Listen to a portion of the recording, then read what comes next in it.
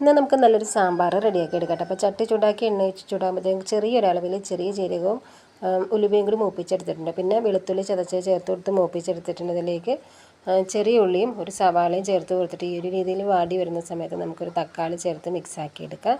പച്ചമുളക് ചേർത്ത് കൊടുക്കാം കേട്ടോ.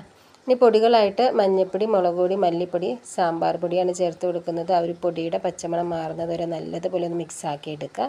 എന്നിട്ട് നമുക്ക് അരിഞ്ഞു വെച്ചിരിക്കുന്ന സാമ്പാർ കഷ്ണങ്ങൾ ചേർത്ത് കൊടുത്തിട്ട് നല്ലോണം ഒന്ന് മിക്സാക്കി എടുക്കുക കേട്ടോ.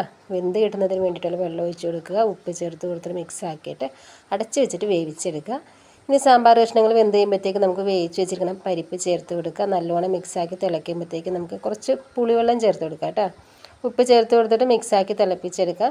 ഇനി താളിപ്പിനായിട്ട് വെളിച്ചെണ്ണ ഒഴിച്ച് ചൂടാക്കി കടുക് പൊട്ടിച്ച് ചെറിയ ഉള്ളിയും ഉണക്കമുളകും കറിവേപ്പിലയും കൂടി മൂപ്പിച്ചെടുത്ത് നമ്മുടെ ഒരു സാമ്പാറിലേക്ക് ഒഴിച്ചിട്ടുണ്ടെങ്കിൽ വളരെ ടേസ്റ്റായിട്ടുള്ള സാമ്പാർ റെഡി ആയിട്ടുണ്ട്.